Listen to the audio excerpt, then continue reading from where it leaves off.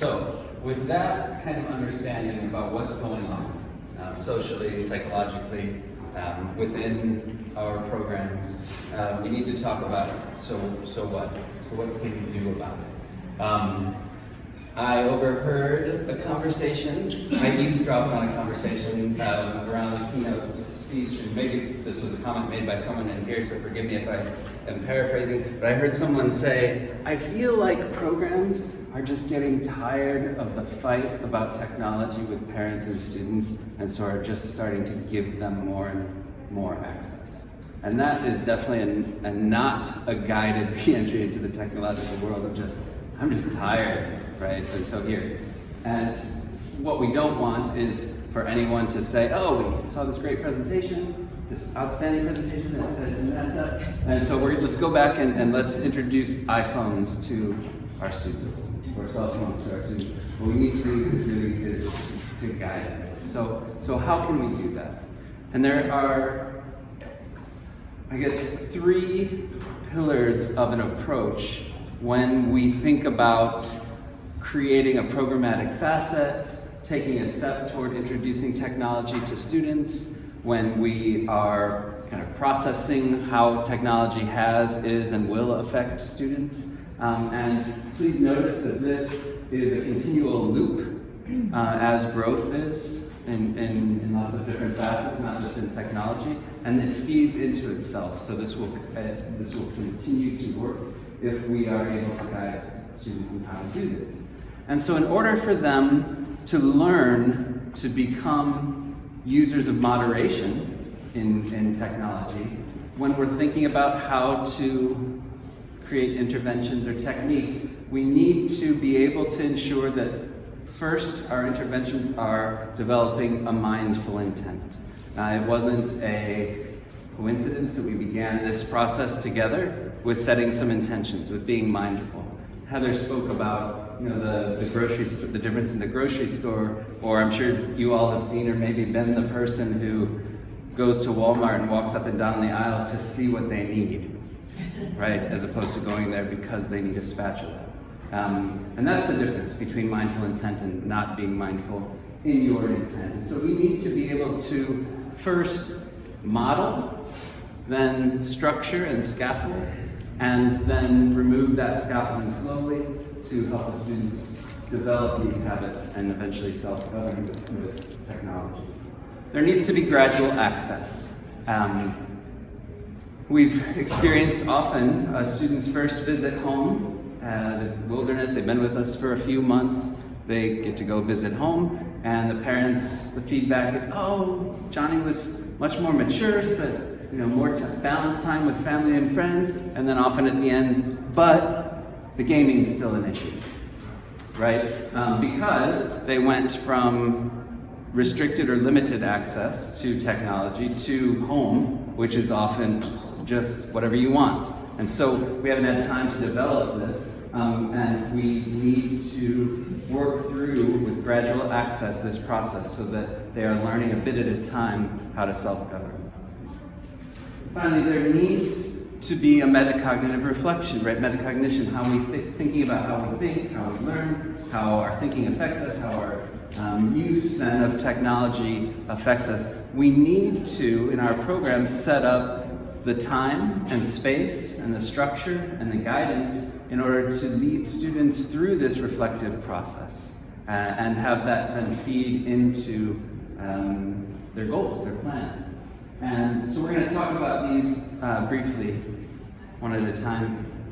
So mindful intent can lead to intentional moderation because I'm saying how, what, when, where, all of those questions that Heather brought up can serve as our guidance in setting intent, right? And again, this needs to be first modeled and then structured, and I'm going to help you. You're going to have scaffolding, and then slowly turned over to the students. I just want to add, because I forgot to bring this up earlier, but when we're looking at intent, we're talking about like when you're setting a contract with a student, when you're creating a transition plan for a student, don't focus it on, we were talking about this last night, don't focus it on time, on how many hours you're going to use. Focus it on, make your contract about these categories.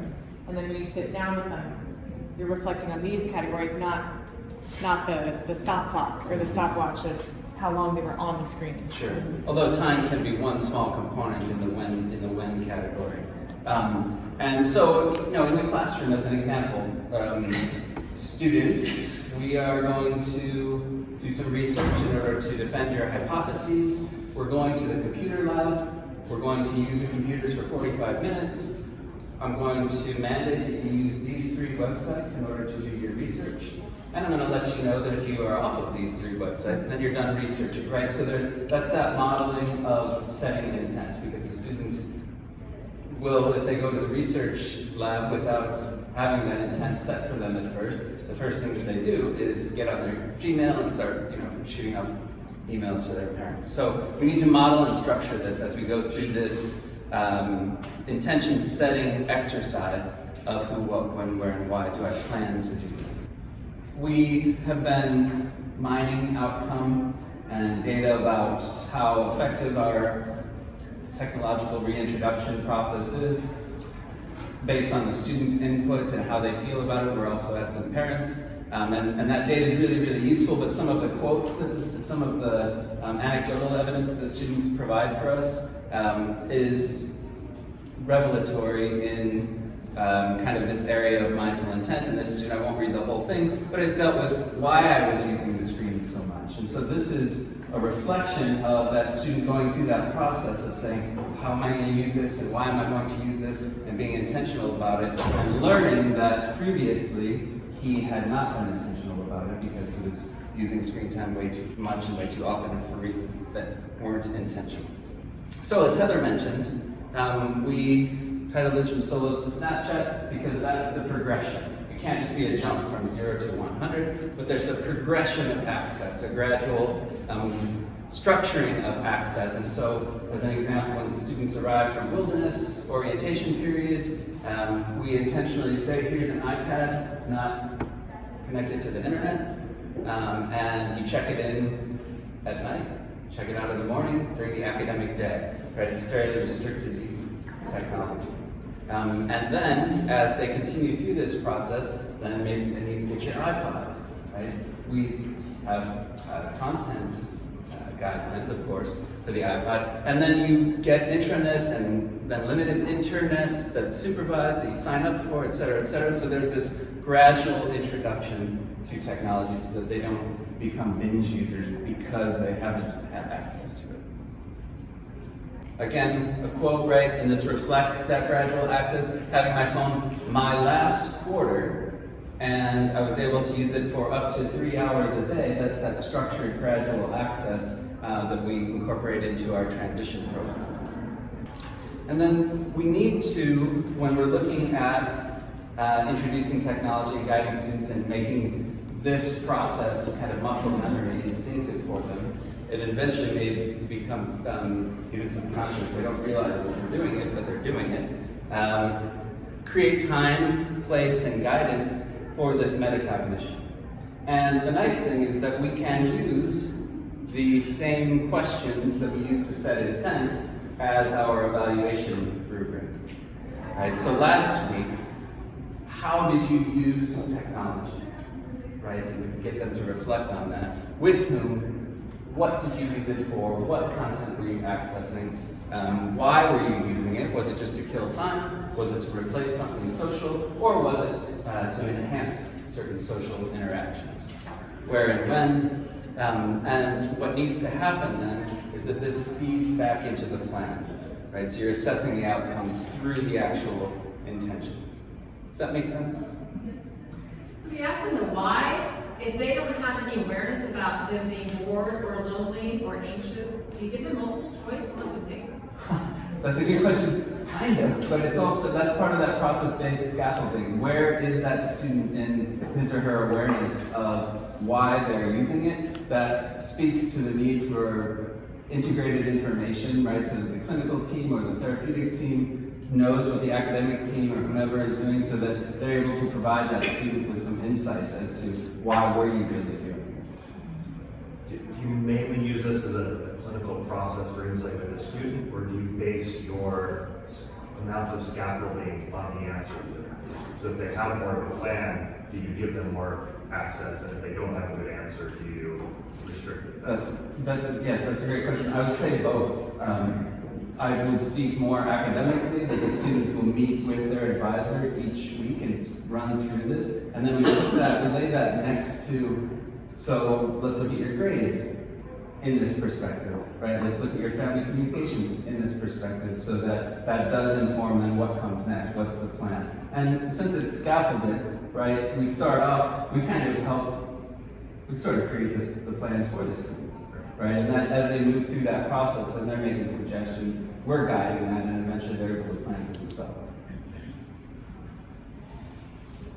And then again, I had to balance technology, so having access to it and or while learning how to manage it reflects that ability to run through this process.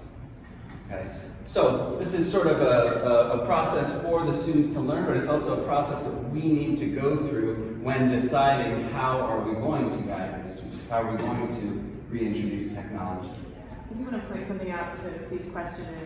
Our teachers meet every week and our clinicians meet every week, but I think the teachers tend to focus a little bit more on time management and are you getting your work done, and whereas the clinicians tend to talk a little bit more about mood. So how are you using it? Did you withdraw or isolate? Are you frustrated because you saw your friends at home doing this? So in some ways they kind of co-opt the reflection process based on their role as an advisor, on what kind of advisor they are. One more question. So when you bring in technology, every kid in your program will have access to it, whether or not they should, right? So if one kid has a cell phone, potentially another kid, I mean, do you guys just manage that as it comes up, or do you manage it? I mean, it's a fair question. I think that's why a lot of people have fear. Like, let's never give the kid cell phone because then this random kid that came in is going to be getting onto it. So how do you, as your team, manage that? So we have layers and layers. Okay. So for example, I'll just use cell phone as an example, Sure. because you have to either become an honor student to get access to your cell phone, which you still check out. You don't get it 24 hours a day. Of course, yeah. You still check it out for 3 hours in the evening or whatever. Otherwise, you don't get your cell phone to your transition student, and we have a transition house. Okay. So in some ways that's easier to manage, because then when they come on to school grounds, it's in their pocket, they can't touch it, and most of them can't do that. So then they leave it at the check-in place when they come onto campus. Okay. So yeah, but yeah, we've had to do MAC address routers and Yeah. change passwords every 3 days, and yeah, it's a lot of work. It is. It's a lot of extra work. But we can't not take it on. Yeah. Sure. And I'm not saying we shouldn't. I'm just saying, that's always an obstacle. Right. Is everybody has access to it. Yeah, And and we. then something else, I'm sorry, that we've ensured is that in Heather's example, the requirements to become a transition student aren't just you're in your final quarter, and those requirements align with the requirements to earn a cell phone, right? And so we're ensuring that one doesn't, I hate to use this word, sorry, one doesn't trump the other in that process, but we know that you've gone through the transition interview, you're accepted into the transition program, you've earned that privilege for the plan. And we have had to restrict where they use it on campus. Like, they can't take their cell phones to the dorms. And they don't like that, but it's really about keeping them in common areas, and also to protect privacy of the other students, because we do have serious talks with them. My biggest fear is that they're gonna video someone or take and so we just lay that out there, like, this is why we don't want this, because our children are protected here. This is a safe space, and if you go into the bathroom with your cell phone and record something, like, it's not okay. But that's part of the digital citizenship process too, which they also need to learn before they go to a different school. Is it their devices that they're bringing with them, or are they program devices? Both. iPads are programmed. They don't bring laptops with them. We have a laptop computer lab. They do bring their own phones with them, especially because we're international and they don't have to travel home by themselves for home visits, so they need a phone. So So they they're collecting their passwords for their personal devices, and you have the opportunity. we filter them. What they're reading and check in on all that. I will get to that. Those are some of the concrete strategies that we'll talk about. Yeah. Now, this is a pretty neat byproduct of this process of setting mindful intent, of having gradual access, and of reflection and feedback. I don't know if you can read some of the small text here, but mindful intent includes planning, prioritizing, task initiation, and organizing. Gradual access works with impulse control and emotional response, emotional regulation, and reflection and feedback works with working memory, flexible thinking and self-monitoring, and those happen to be the executive functioning skills. So going through this process is another layer of working with students in order to strengthen those skills. Do any of your students have issues with executive functioning?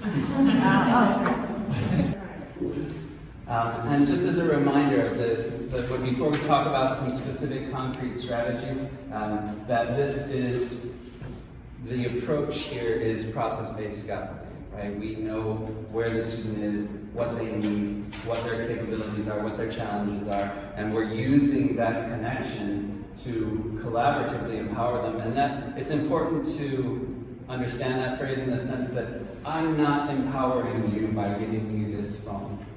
Right, because that changes the power dynamic, that changes the students' engagement, their ownership of that empowerment. If I empower you, we're working together to set goals, to look at where you are, to come up with plans, to reflect, right? So we're working together to empower the students. And scaffolding that process. Puts the responsibility on them to learn how to use it, so that they don't see adults as controlling their access. They see it as this, like, here we are, you're going to learn how to be an agent for yourself in managing this.